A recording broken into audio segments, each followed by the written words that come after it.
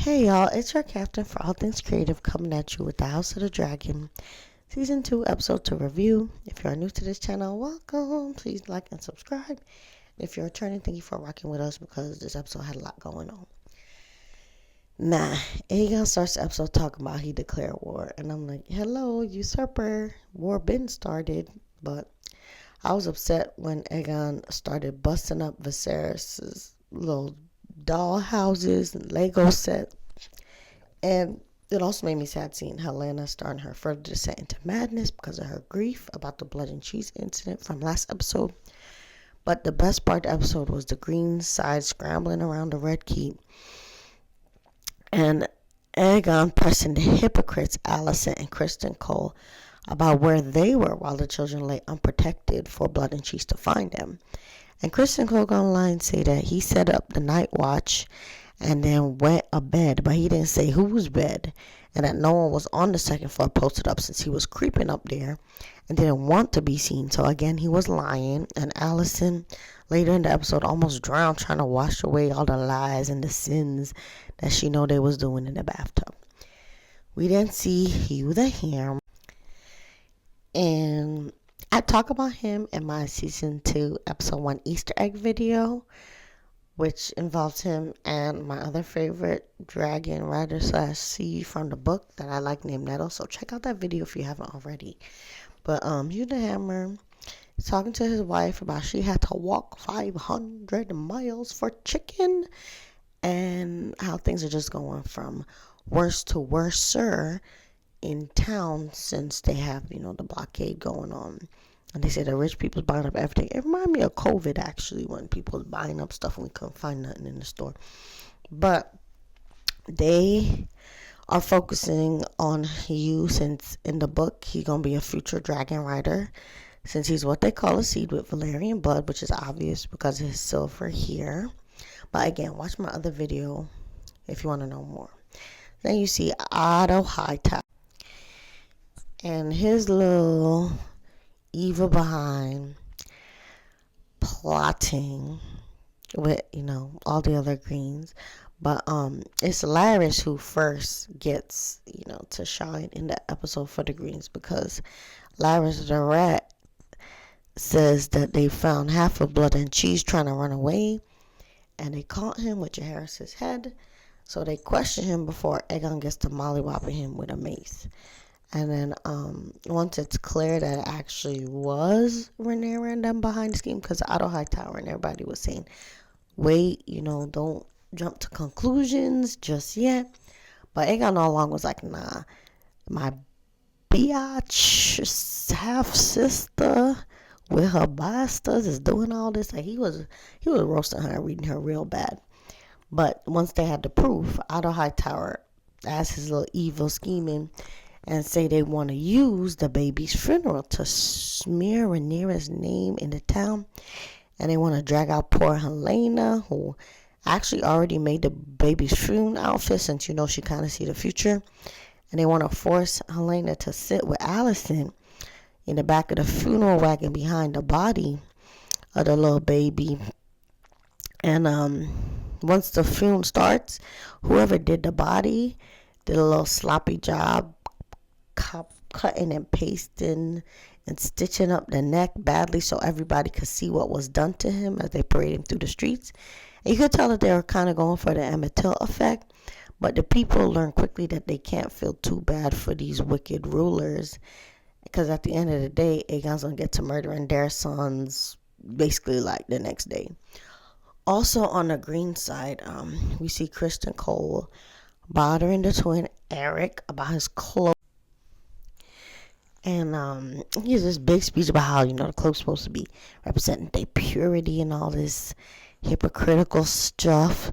And besides bothering the young man about his cloak not being white enough, he throws it in his face that his brother Eric is a traitor. And then it took me out how fast the other knights got out of Dodge, because Kristen Cole knows how to clear a room. He just sucked all the oxygen out with his hypocrisy. And then they saw Kristen, getting real personal with Eric, and they're like, my name is Bennett and I'm not in it, peace. They got their food and they ran away. And then he's so twisted that he comes up with this twisted, like, the Parent Trap plan, where he tells Eric that he gonna make up for his cloak being dirty and his brother being a traitor by ordering him to go sneak into Dragonstone and attempt assassination on Rhaenyra while pretending to be his twin brother, because, as you all know, his twin brother Eric was the one that brought the crown, to Rhaenyra. He was the first one to swear loyalty. So this is a very twisted plot. Now, on Rhaenyra's side in Dragonstone, she gets the news about Jaehaerys's funeral and the blood and cheese incident, and her name getting dragged all up in King's Landing like she's cruel. And she's just as surprised as everyone else while, people are side-eyeing her. And she's like, I didn't do this. Daemon is barely hiding his glee over his little revenge plot somewhat working at Wounded the Green Side, while Rhaenys peeps game and is side-eyeing Daemon from across the council. And she's looking at him like, I know this fool got something to do with it. So then Rhaenyra and Daemon fall out after the meeting because she knows that he's officially behind, the innocent baby getting targeted in the revenge plot, when Aemon was the name that she specifically gave. And she throws all kind of mean insults at him about him still wanting to reclaim the birthright that Viserys stole from him and having that old evil side that she just can't trust. So he leaves, and the kids say he's probably going to Harrenhal. And in the books, he does, stay at Harrenhal for a little bit. And I'm getting more hope that we will see Nettles either this season or next season, since Rhaenyra and Daemon is falling out so bad. And he didn't quite put on his black hoodie on Rhaenyra, but he literally left her side and took a dragon away from her at this little crucial moment. So she's weakened, and they're a little broken right now. And then the true King Rhaenyra then chooses Baela to do a patrol to kind of see from a safe distance what the Greens are doing. But before Baela leaves, she has a cute scene with Jacaerys where they talk about their daddies. And Jacaerys says he misses Luke. Shout out to Lucerys, the baby dad Aemon got last episode. So again, on the black side, we see the sea snake in blood with Rhaenys, and they having pillow talk about Daemon and basically saying that he's a semi-loose cannon who will most likely just do what he wants. And still on the black side, we see the two brothers Adam and Alan, who are also seeds, and the future unclaimed / wild dragon catching and riding squad, since they got the blood of the sea snake. Now, some people think that they're Laena's son, but if you know, Laena was gay, so basically they the sea snake's secret babies. And you could tell that the sea snake is their daddy because the sea snake rolled up on Alan last week to check up on him like the secret daddy that he is. And it's actually Adam that's supposed to get sea smoke, which was Laena's dragon. And in the book, Alan's supposed to get burned trying to get the dragon sheep stealer that Nettles ends up claiming. But because of how many episodes Alan was in, I'm getting scared that they're not gonna give us Nettles and give him sheep stealer. But that's not how it's supposed to go down. Nettles supposed to get sheep stealer. Alan's supposed to get burned by sheep stealer. But we will see how they do it. Let's pray for Nettles, y'all. But then on the black side, we also see Mysaria, the white worm, get impressed by Rhaenyra. And Rhaenyra first wants to deny her freedom, but Mysaria gives a good speech about, the men disappointing and just crushing her dreams and all that. So Rhaenyra basically gets convinced to let her out of the dungeon. Now, back to King's Landing and the green side. A whole bunch of people got lynched since Aegon found out from blood that his accomplice was a rat catcher that he didn't know the name of. So Aegon ordered all the rat catchers in the kingdom to be killed and displayed like strange fruit, basically. And the dog who got kicked last week was looking up. And who was he looking at? Cheese, who didn't make it, which surprised me. In the book, the rat catcher got away. So I was surprised that the show made him get got in the end. But Otto Hightower is big mad that Aegon made this cruel move in public right after his little community theater funeral where Rhaenyra was being dragged for being cruel instead of them giving Jaehaerys a proper eulogy. So Otto Hightower and Aegon get to having their big little fight. And Otto Hightower, he's just going at Aegon. He's forgetting that he's the king. He's like, I'm not the king right now. I'm your granddaddy, and you's a dummy. And he's yelling at Aegon about wasting all the goodwill they just won using his dead son's blood. And Aegon throws it in Hightower's face that Sir Criston Cole's already making moves to kill Rhaenyra by sending, the twin Auric to pretend to be the other twin Eric and sneak into the base at Dragonstone. And Otto says that these people is idiot. They really using like the Parent Trap plot right now.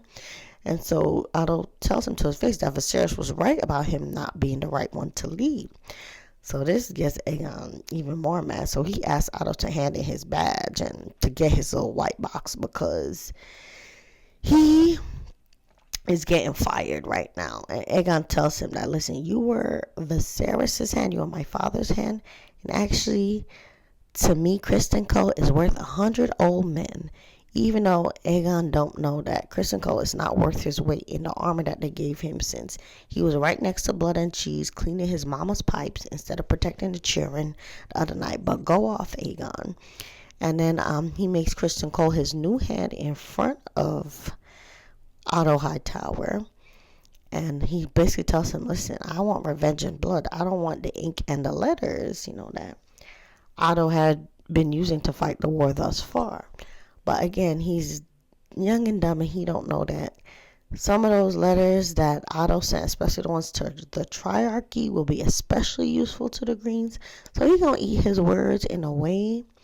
But at least that's how it happens in the book. But we're going to see how the show displays Otto handiwork and how, he kind of gets vindicated a little bit. But goodbye to you, Otto. Again, I don't care if the Greens eat each other up, even though it was a little sad that he got fired that way. And he's being very disrespectful in his anger because Aegon don't know the whole story, and Otto does have a lot of wisdom, but Otto's wicked. So, na na na na, hey hey hey, goodbye. Okay, so we're in the final stretch, about to get to the Battle of the Twins. So we're back at Dragonstone, right? We see Rhaenyra telling Mysaria the White Worm that while she don't have to be in the dungeon per se, because, I guess Mysaria tells her that Daemon gave his word that once she gives up the two names, she don't get to be free. So now it's like, I'm going to keep my house's word, but you're not going to be super free. She tells Mysaria that she got her a ship that she's got to basically go to exile. She's like, you're going to Mir for your Pentos. You're not going to freedom. You're going to where I'm sending you because you're not going to come around and snake me. So Mysaria is leaving. On her way out, who does she see? But Auric sneaking into Dragonstone to set off this battle between the brothers. Because remember, Eric been loyal. He's the first person besides Rhaenys, that snuck out of the Red Keep. He brought Viserys' crown to her, pledged his loyalty. Eric was a real one. So then, Auric sneaks in, and of course, Eric versus Auric happens. Auric gets pretty close to Rhaenyra, but because Eric was actually doing his job and patrolling the area around the True Queen, unlike Criston, he catches Auric and they get to fighting. Basically like how Mushroom described in the book, since they only say a few words, but they was fighting a lot. And by the end, even though one of them was like, you part us, another one said, I still love you, Eric cuts Auric down and then commits seppuku, basically, since he was apologetic to Rhaenyra for his twin having the opportunity to attack on account of them sharing the same face. But that fight was sad. And this sibling versus sibling fight is like a microcosm of a tragedy, because that's basically what this whole war is going to look like, is all people with the same blood fighting each other, and the dragons getting got on the greatest powers they ever had just wasted, and the love all wasted, you know. So Eric was a true stand-up night. I'm gonna, pour a little out for Eric tonight. Unlike, Kristen Cole, who is a ain't nothing night, Eric was a real one. And speaking of ain't nothing nights and Kristen Cole, back to the green side. You're gonna see Allison and her dad Otto having a little father-daughter moment. And he telling her, how he been fired, and she promises to have his back and try to maybe get him back inside the inner chamber in the council again once Aegon's anger cools. And he basically says that Aegon and Cole are stupid peacocks and they fools and whatnot. And while he's trying to roast the young men and vent to Allison, she then tries to vent to her daddy. And it's like, I have sinned, and just before she's about to confess, her dad stops her in her tracks. Basically like, don't tell me nothing about no mess. I am not in women's business. Shout out to Nene Leakes. So then the final scene is Allison, now that her dad kind of says, listen, whatever you do don't matter, I don't care. She has this little fake slap box fight with Kristen before they go back to creeping again. And I really can't stand the two of them, especially when you remember how Kristen Cole was so outraged. Really, the only one in this episode who deserved to be outraged is Helena, because she's the only most innocent green and the children and all this.